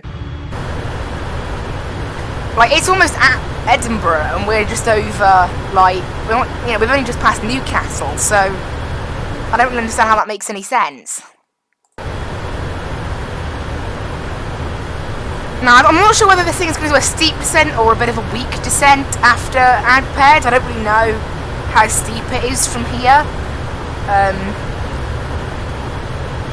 You know, I don't really know how steep 260 is down. Normally, you know, I've never actually done this start in Edinburgh. Normally, I'd take the in-pit 1 Echo, because I don't often fly to Edinburgh from anywhere else other than Gatwick or Heathrow or somewhere in London. So in that case, you would take an in-pit arrival, which required it to be at 260, a little bit earlier. And, you know, slightly bit earlier than Agped, obviously in a different direction, but just from the airfield, slightly earlier, and then 200 in rev, which is probably about 10 miles after Agped. So it's a bit of a different, it is a different set of restrictions. But yeah, this thing started descending. It's looking like maybe it is quite a slow descent. We've just gone back to doing 2,100 feet per minute, which is not a lot. It's going a bit up and down. That's what this plane does. But it's still on a contrail. We're at 25,000 feet, so yeah. It'll probably be gone pretty soon. I don't know what the Cessna's doing now. I honestly think that Cessna will be there before us. I really do. Yeah, that Cessna is now at 4,400 feet, so it's descended a bit, and it's really close to Edinburgh. So whatever sort of estimations it had for time are totally wrong. Actually, I forgot to remember as well. Obviously, a VFR flight will just go pretty much direct to the airport. I can't do that. Obviously, we're taking a bit of an odd detour-like route, aren't we, to reach Edinburgh. We head to Tartan, and then it's like a left turn, then a right turn, to then finally be approaching. Now, information... there should be a new information, actually. Yeah, information November. It should be... ABCD, F, G, H, I, J, K, L, M, N. Oh, it should be information Oscar now. With the new weather that's come through. It's partly cloudy now, scattered at about 5,000 feet, so it's a little bit... yeah, it's the clouds got thinner than it was previously, which is nice.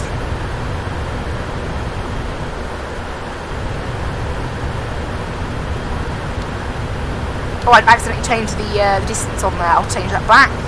Now this thing is going to want to slow down. This thing leaves a little bit too much distance to slow down as well. You've got to, I've got to try and remember that, which I have. But yeah, this plane doesn't really slow down by itself. That's the problem. And this is why it's so hard to slow down at Tartan, is because trying to slow this thing and descend. I think it is a steeper descent as well on the other path. From InRev to Tartan, I think maybe it is a steeper descent or something. But yeah, trying to slow this plane down to 230 knots is just almost impossible, honestly. I mean, we're still 25 miles from Haven, so I don't have to go proper mad on the slowing down yet. But yeah, this plane doesn't slow down by itself. That's all I'll say. As you can see here, we're not even doing a particularly harsh descent, but we're idle pretty much on the power, and it's actually gaining speed. It doesn't like slowing down, this plane. It's not a fan of it. It doesn't like the concept of being slow. See, our contrail has now disappeared. However, the speed is now going back up. I'm not going to bother slowing us down just yet. Obviously, our max speed is still going down because we're descending, so our overall speed is going down. Our indicated airspeed, obviously, isn't. The only reason our proper speed is going down is because we're descending, though. Transition altitude is 7,500, QNH is 1011.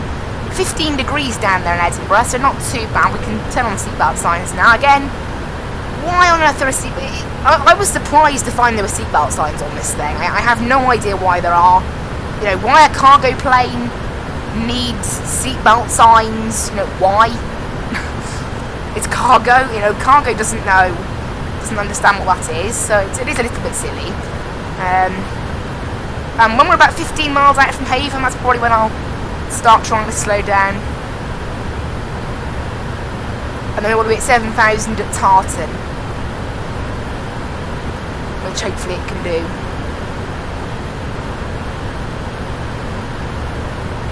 Obviously, there's no approach controller or tower or anything. It is just ground. I will pre-tune ground actually. 12175. 12175. There we go. Because a typical plane would probably start slowing down for Haven about 10 miles out, which is probably what I'm going to do. 10 miles is normally pretty much the perfect sort of distance out to be slowing down this level of speed. It's quite a bit to drop, obviously. You've got to remember, as we slow down, obviously we will cover those miles slower, obviously. Yeah, that VFR Cessna's definitely there before us. I don't know what that ETA was saying. It's really close on the map, literally really close to Edinburgh, so I don't know what it was on about. Loads of flights have actually been pre-filed into Edinburgh in the last minute. Just like 1, 2, 3, 4, 5, 6 have just popped up. 6 planes pre-filed. Right, there's 8 miles from Haven. I would have done it a little bit earlier actually, so we'll start dropping the speed brake now, and you can see the speed does come down pretty good. It's not the worst, it's not the best in the world either, but it's not too bad. You can see we're down to 280 knots, and it will continue to drop. I think 10 miles out might have been a bit of a better idea to slow down to. Obviously, we're going to have to drop to 230 knots at Tartan then as well. And I think this is where the problem came in, is obviously when you put in the speed brakes, it doesn't like to descend much. But at the moment, it is actually maintaining on course while still managing to slow to 250 knots. We're still 4 miles from Haven, and it's managed it pretty well. Obviously, the closest I can get to 7,000 feet now, the better. I might have to do like manual vertical speed and things. You know, it is sometimes necessary in a big plane like this. It's actually going to be quite a short stream, this, I think. A little bit shorter than usual. So the flight was a little bit shorter than usual. It wasn't really intended like that. That's just the length of the flight that FlyK operates. There wasn't really anything else. Because unfortunately, that's the thing. These FlyK cargo flights are in a bit of an awkward position where they're sort of... So they're too long to do 2 flights in a stream, but they're a bit short to just do 1. So this is like the best I could do. About 500. A lot of them are like 350 miles. This thing's going to try and drop now to 240 knots, and then even further probably to 230 knots at Tartan. Hopefully, by the looks of it, we are actually... I don't know why last time I couldn't maintain my descent gradient, because it actually seems we're about 30 feet high, which, you know, is pretty much average, isn't it? It's okay, that. And we're actually down at 240 knots now, so we're almost perfect. We might keep the speed brakes out a little longer. In terms of flaps... Still at the Romeo, short final, 2-4 coming for landing. 2-4? Runway 06 is in use. Yeah, 06 is in use, so I don't know what that's about. VFR planes using the wrong runway. Yep, information Oscar, runway in use 06. So we have information Oscar, and yeah, for some reason that plane's using the wrong runway. That VFR plane.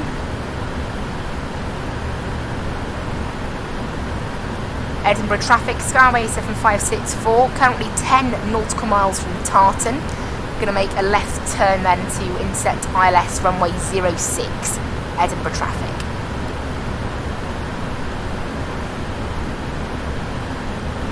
Edinburgh traffic, Skyway 7564, ETA is 1356 Zulu. Right. Edinburgh traffic, November 7 Delta Romeo, Cessna 172 will be vacating runway.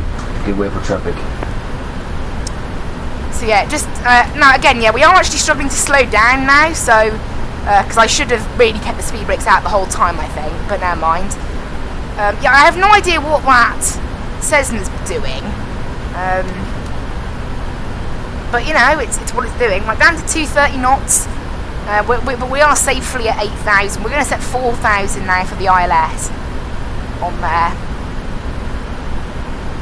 Because we are safely descending. I said last time I did this procedure, I did struggle to get 7,000 by Tartan, but this plane is currently a little bit higher than 7,000, but it's on course, which means it'll probably end up reaching roughly 7,000 by Tartan. It's not always perfectly accurate, the plane's VNAV path, but it's normally alright. It's normally not too bad. So, cool, we can set auto brakes now as well. We're going to set auto brakes 2, I think. 7 Delta Romeo vacating left onto taxiway Bravo. Get runway 24 and 6 is going to be clear this time.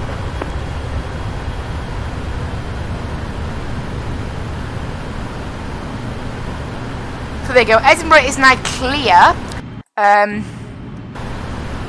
I don't know why you just used runway 24, obviously that wasn't the one in use. We've made 7,000 by Tartan. And yes, we're going to be establishing the ILS in the next 20 miles. It's going to be a very slow descent now because of this restriction. There's 7,000, that's transition altitude, QNH 1011. And yeah, this thing is now going to level out a little bit. We're going to have a few overcast clouds possibly. It's not looking too bad. They were overcast briefly, but they're scattered now, so they're okay. They're all right at the moment.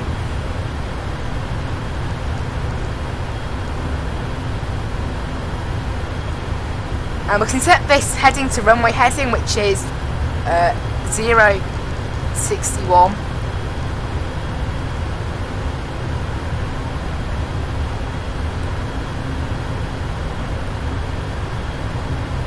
You can see very slow descent now because we've got 17 miles and we've only got 2,500 feet to drop, so That is kind of the downside of these approaches at Edinburgh with their thick cloud.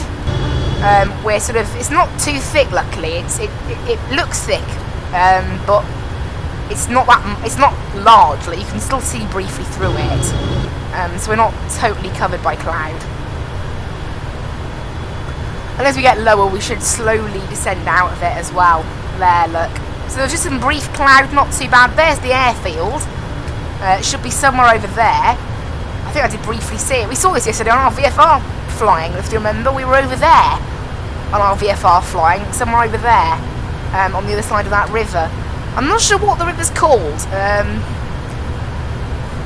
don't know what it's called. It's a river, and that's about it. I don't know anything further, so apologies for my Scottish geography. It's not the best. Just know there's a river there. Oh dear. Anyway, yeah, we're all ready for landing then. But we obviously have got to wait now to intercept the ILS. This can go down to 10 nautical mile range now. We are going to probably start descending. No, not descending, slowing to final approach speed. Landing speed is 139 knots today. Now, I'd like to vacate on Charlie if possible. So, how long have we got for that? Does it say?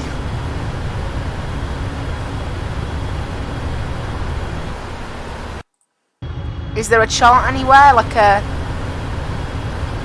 sort of runway kind of thing?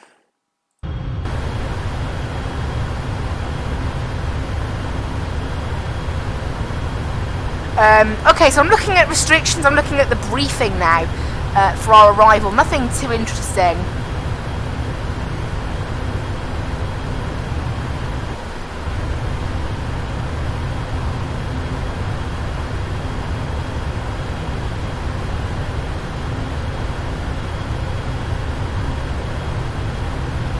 Doesn't really say. Does it not really say, honestly? I think we're gonna be looking at. I'd like to vacate on Charlie if we can, but I'm gonna use auto brakes too. And if we have to go to Delta, then we have to go to Delta. We're coming up to 4,000 now. Go around altitude is not in here. It's vectors apparently. It will say on the approach chart. It says missed approach. Climb straight ahead to 3,000, then as directed. So.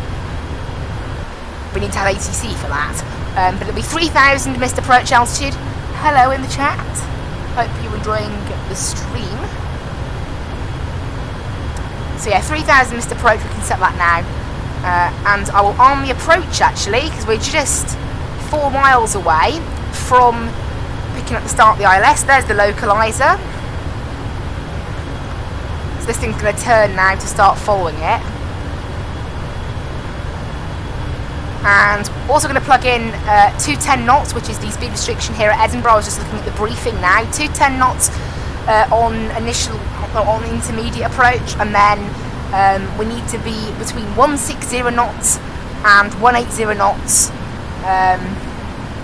Yeah, we need to be no further than 160 knots until 4 DME, and 180 knots from 10 DME. Which actually we're approaching, so down to 180 knots, and we'll go flaps 15, which I believe is the most flaps you can set without the plane yelling at you for landing flaps. Yes, so we'll set that. That will allow this plane to slow down. We'll arm the speed brakes ready for landing. Hello. And we should be all good then. However, we are a little high.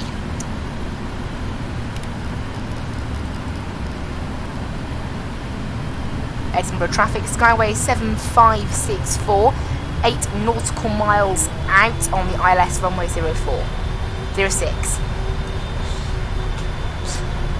Rip. That was my mistake. Right, down to 160 knots now, and hopefully this thing can start descending. We're a little bit high.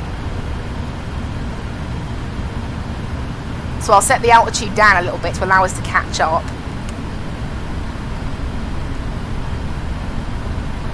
Right, down we go.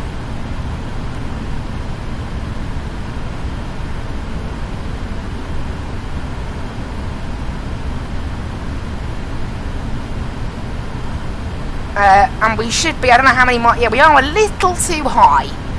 This plane, 2500. I didn't really capture that. Right, autopilot can come out. And in fact, auto throttle can come out.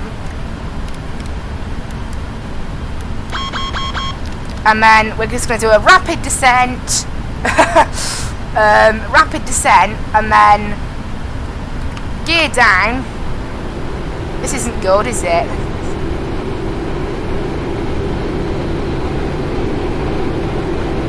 And flaps full. Sync rate. Sync rate. Right, come on plane, please slow down. I need to slow down. The plane doesn't want to though. Sync rate. Man, this stupid plane, slow down please. Too low terrain. Too low terrain. Too low terrain. Right, finally. Terrain. Too low terrain. Too low terrain. Too low terrain. Too pull up. Right, if I pull up, there we Too go. low terrain. Too low terrain. And then by pulling up, that's then helped us. So there we go. Sync rate. And we're back down to a reasonable speed now. Sync rate. Oh, that was a bit of an interesting approach. Right, we're still a little bit quick, but we're not too bad. 30, 20, 10. And in the end, we actually touched down at 150 knots. Rough touchdown, my apologies. That's down to the high approach speed. We got it down though, I'm not complaining. Manual brakes immediately, but I want to get this thing stopped. So a rough arrival there. We were going a little too quickly. That's because for some reason the plane decided to hold at 4,000 feet. But I will just ignore that. Speed brakes are actually still out. But yeah, for some reason the plane decided it would be a good idea to hold at 4,000 feet and just not descend. So that was funny, but there we go. We made it down. It was an alright landing. It was a bit rough, but better than nothing. Wow. Anyway, right, we can contact ground now on 12175. Oh dear, yeah, this plane was just decided to be a little bit too quick. We can go ahead and park it up here. We're clear of the runway. Off go the landing lights, on go the taxi lights, and on goes the PU. Yeah, bit of a rough landing, a little bit of a dodgy sort of approach, but that's, I don't know, this plane just suddenly decided it didn't want to slow down or go below 4,000 feet. It's because this thing's so heavy, probably.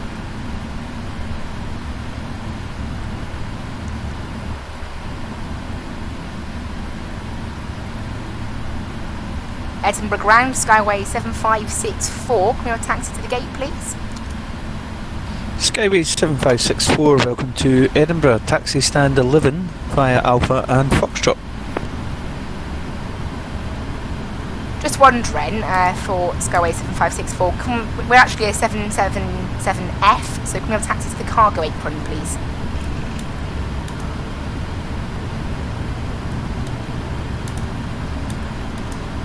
Skyway 7564, yep, that's no problem. So it will be stand 211 via Alpha, Mike and Sierra. Stand 211 via Alpha, Mike and Sierra for Skyway 7564. Okay, yeah, so I think it's maybe because I said ground or something. Now Mike is actually runway 12, so it's, yeah, it was converted, I think. So it used to be a runway, now it isn't. Stand 211's over there. I think maybe because I said taxi to gate, possibly might have confused him. So it's going to be under parking at this airport. It's, I think, north parking. I'm not sure. What we're going to have to do is park here. It's one of those sceneries where the name of the gate is slightly different to the name of the gate on the charts. So we're going to have to taxi. I know what stand it is. It's the one that's directly ahead of us. RAS professionals probably want to run up a taxi onto a gate right now. Hour and 21, no, onto a runway. Hour and 21 minute flight time, pretty decent. pretty decent flight time. We actually cut 8 minutes out of that. 8 minutes quicker than planned. I don't know why or how. Because you can see that it says stand 32, 33, so that's wrong. Edinburgh, this is Ryanair 24 Limo, stand 6 Boeing 738. With information Oscar, request clearance to Stansted, please. Ryanair 24 Lima, Edinburgh ground, good afternoon. Cleared to Stansted, Go Sam 1 Delta departure, Squawk 5014. Right. On over to Sierra we go. 06, and it's a Squawk of 5014 for Ryanair 24 Lima. Ryanair 24 Lima, read back correct. So we're going to make a left turn here into the cargo apron. So we're going to take the stand there. What does that say? Ryanair 24 Lima, your flight level of 240 is invalid down to Stansted. Do you want 250?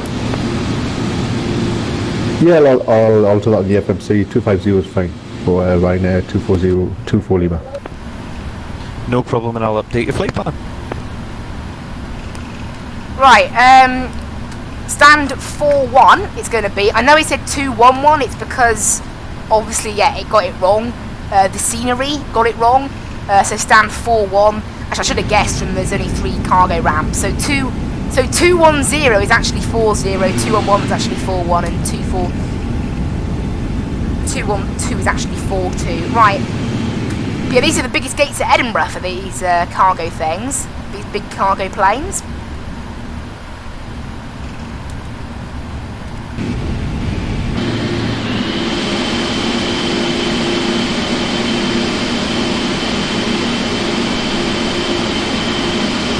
So we're taxiing up now. Can I see the marshaller? There they are. There's the marshaller. It's a very big... they're probably parking quite close to the edge of this ramp.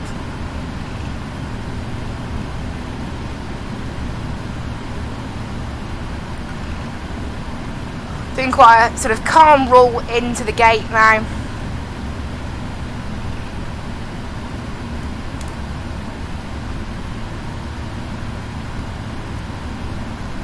Slightly off course again now. We went there.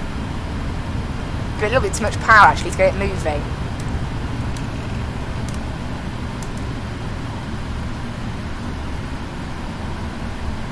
Just want to go a bit further actually. And there we go, that should be perfect. And APU should be fired up. It is, so that means we can go ahead and go. Oh, that reminds me, in the 737 I'd have to go there, this plane, I can go here. So dual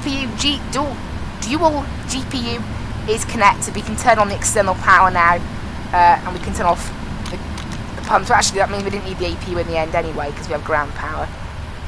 But there we go, off go the engines. Pretty good parking in the end. Very good parking, GSX says. Are you going to do a little dance or just a bow? Little bow, no dance from GSX. Oh well. It's always fun when they do that little dance. I don't know why they do it. He's walking away now. Anyway. All the lights can come off now, but the nav lights, they stay on. And seatbelt signs that are for some reason on this aircraft can also come off. Packs can come off, although they were off anyway because they're automatic. And fuel pumps are the last thing that we need to go ahead and turn. Actually, no, we'll turn off the hydraulics, and then the fuel pumps can come off. There we go. Everything is all ready. We're here in Edinburgh. We can go ahead and disarm this and open every single cargo door you could possibly imagine, and go ahead and request deboarding. And the passenger door has been disarmed, so we can go ahead and open it again. Wrong one. There we go. Open that. And there we go. All safe and sound on the ground here in Edinburgh. After a bit of a rough landing, bit of a dodgy landing, but there we go. That's how it ended up. That's how it was. Anyway, that is it, guys. From me, I hope you guys really enjoyed our flight today.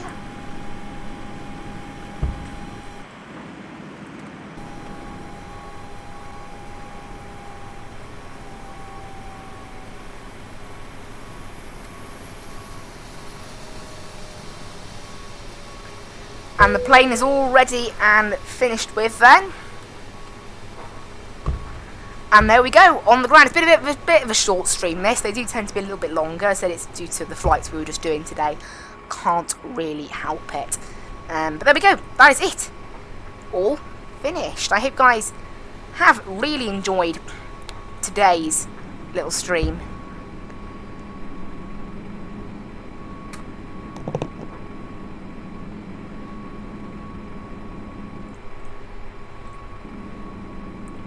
And there we go. I made my mic up. I don't know. I have no idea why I did that. It's back to normal now. For some reason, yeah, the EasyJets in the area are apparently, even though they're not actually Neos, they're being branded as Neos. Who knows why? I find it quite interesting viewing everyone else in the area. Whoa! Someone just spawned in next to me. Interesting.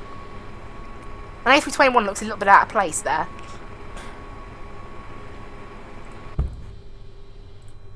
I think it's quite cool idea. You can see everyone on the ground everywhere. I don't know what this Thomas Cook's doing. It's probably out of it's probably bad scenery on my part, most likely. But whatever airport this even is. This is Ryanair 24 Lima stand 6, request push and start please. But everything is all Ryanair good. 24 Lima stand 6, push and start approved, face west. Facing west and push and start approved for Ryanair 24 Lima. Everything is all looking good up there. Then everything is turned off that needs to be off, and we can go ahead and disarm all these lights, and we can go ahead and turn off the IRSs and things as well.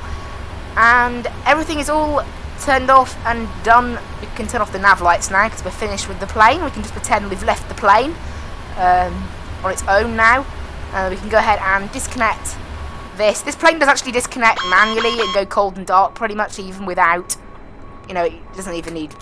The battery doesn't really do much for this plane.